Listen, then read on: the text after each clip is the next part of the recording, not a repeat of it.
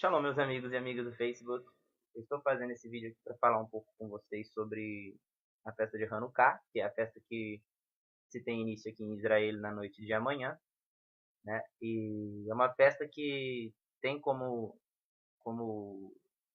intuito celebrar ali um milagre que aconteceu na época do Segundo Templo, quando os judeus redominaram Jerusalém, reconquistaram Jerusalém dos gregos e ocorreu um milagre.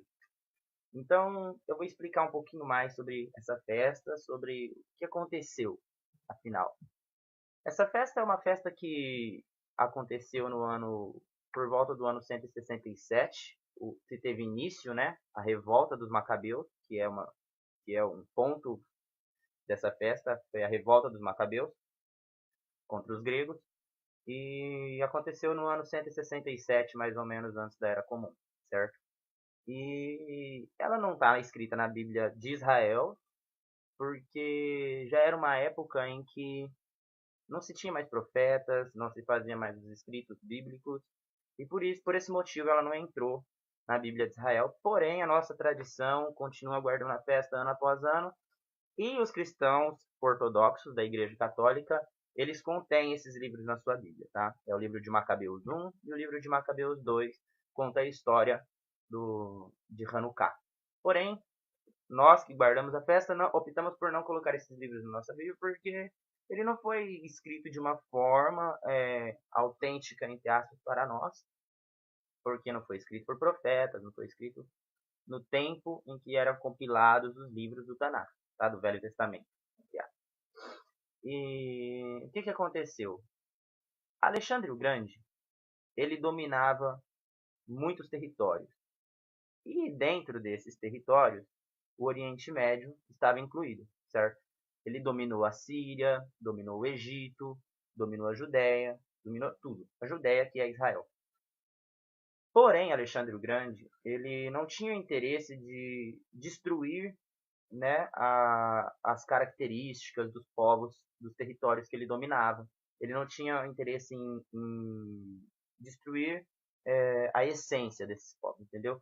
Então, quando ele dominou aqui Israel, ele não queria acabar com os judeus, certo? Ele apenas dominou, queria trazer também os culturas gregos, a cultura grega para cá, para as pessoas que se interessassem, tá?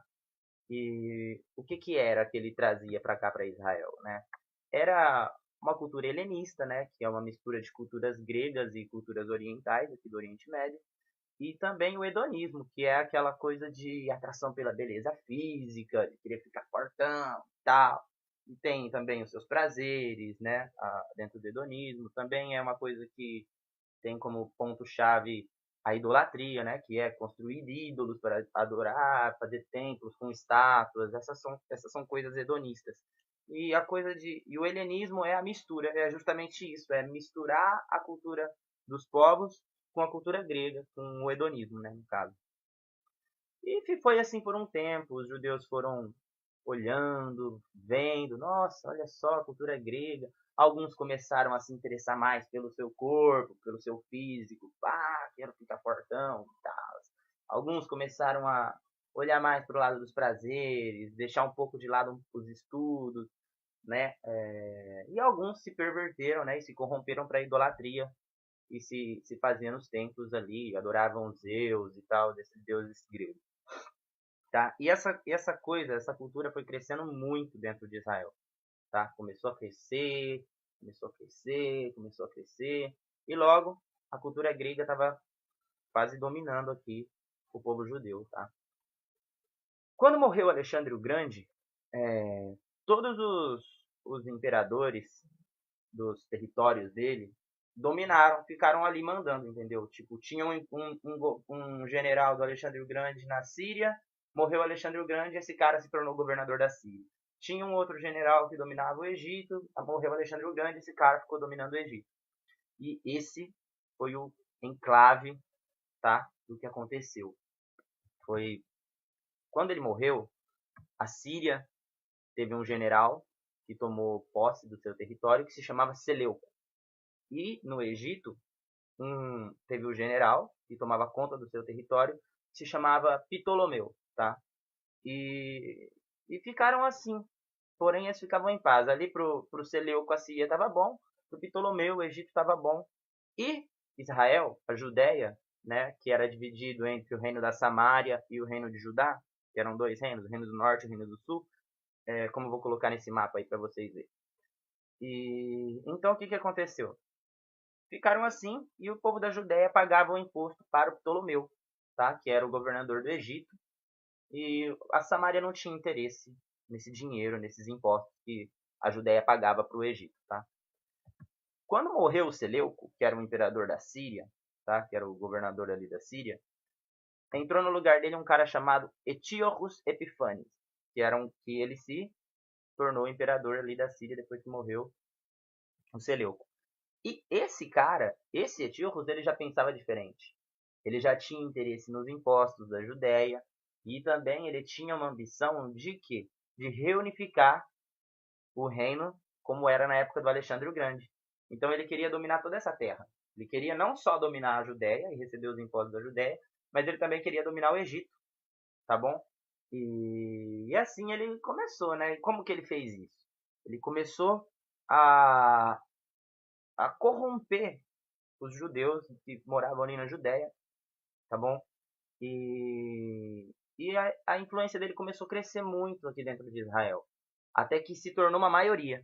A maioria já não queria mais pagar os impostos lá pro governador do Egito, tinham interesse na vitória do Etíochos, Epifanes, sobre o Egito e que se tornasse de novo um reino ali e tal. Muito bem. Só que o que acontece? Esse Etíochos, ele já tinha uma ideia mais helenista, tá? Ele já queria trazer muito mais a cultura grega para dentro de Israel.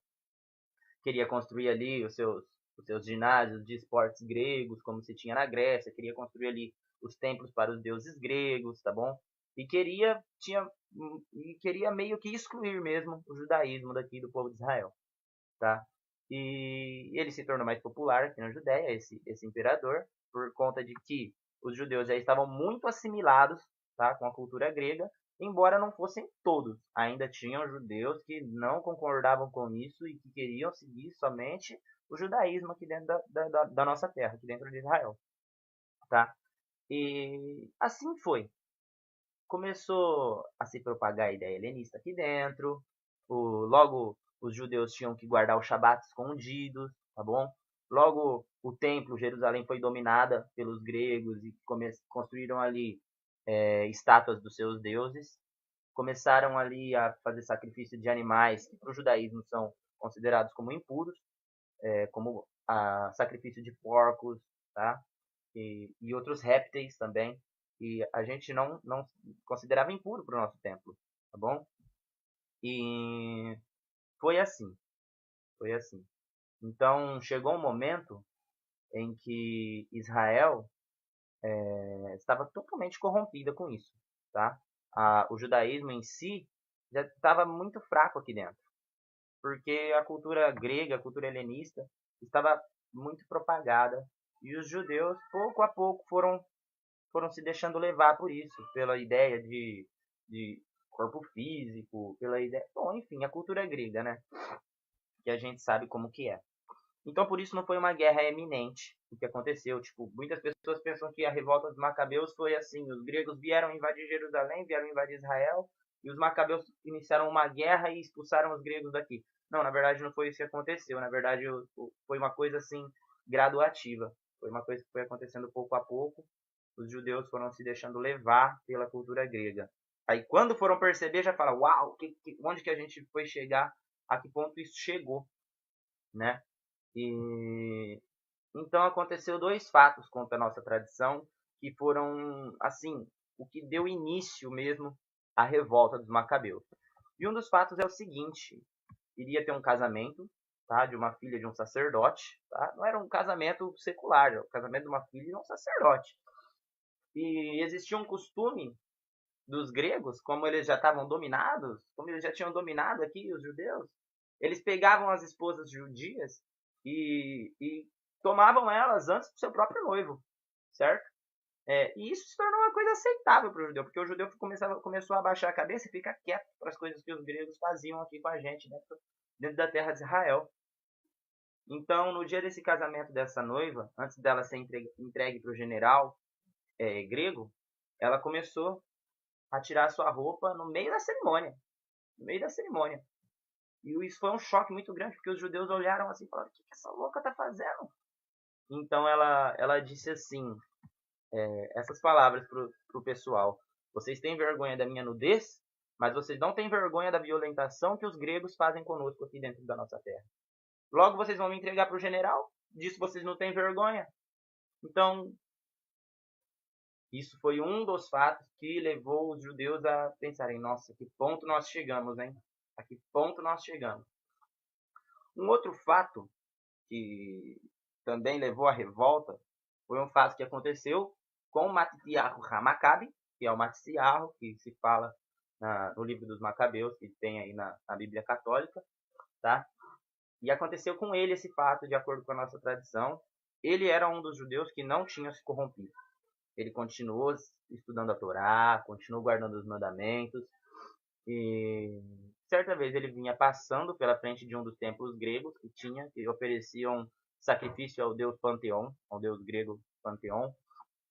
E os soldados, eles começaram a exigir que os judeus fizessem o sacrifício para os seus deuses, né?